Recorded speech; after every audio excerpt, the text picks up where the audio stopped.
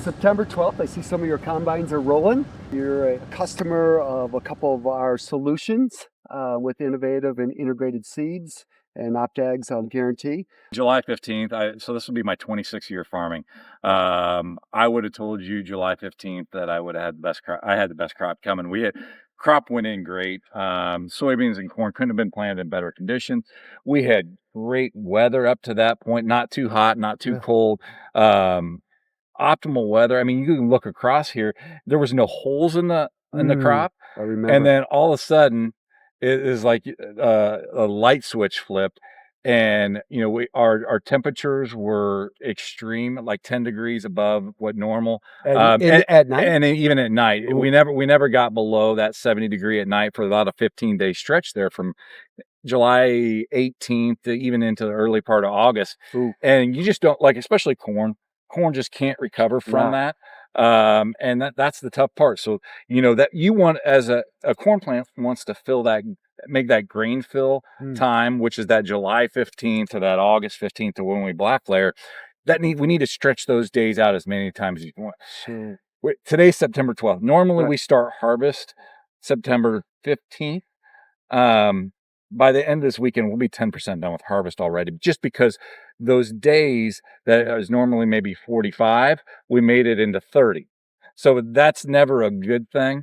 So that, that a lot of people think about like weather at pollination, rain at pollination, rain. And I really look at that. Hey, what are those temperatures like when we're filling that grain? And if we can extend that out, we're going to have a great crop. If that thing gets shortened, instead of 60,000 kernels making a bushel of corn, we got 90 to 100,000 bushels or kernels making a bushel, and that just that's weight, right? That's what it comes down to. And I mean, we've got ears that look good, and even like if you look at it on imagery, we've got green fields and just smaller kernels. So that, again, it's part of farming. If like I told you earlier, if it was easy, everybody would do it. I get that for the corn. So I think we've been a little over optimistic about what those corn yields are going to be in this particular region. So what about on the soybeans though? I still think soybeans have a pretty good chance. I mean, the heat's not going to hurt the soybeans as much at that time. What soybeans really need, especially when we're putting all the extra in, we still need that, that inch of rain, half inch of rain in that August time frame to really put it over the edge. We turn dry. I still think we'll have a good August crop.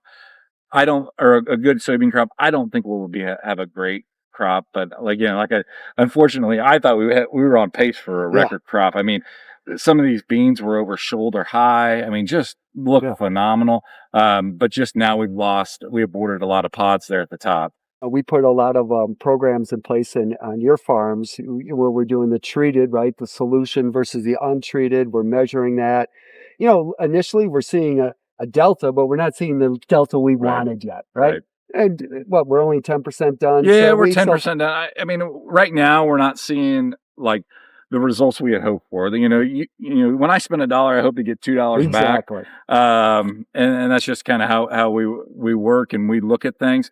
So honestly, we wanted that 30 bushel on corn to really make sure this paid. And right now we're seeing somewhere between the 5 and 8 bushel range on corn, and probably 3 to 5 on beans, where we need really 11 to pay for the program, and probably need 15 to make sure, hey, we're getting that return that we need. So unfortunately, it's not.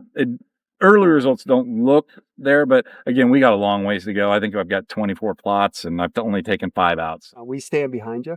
And again, thank you for your time today. It's been really, really informative, and we look forward to working with you long term. Yep, absolutely. Thanks, Bill.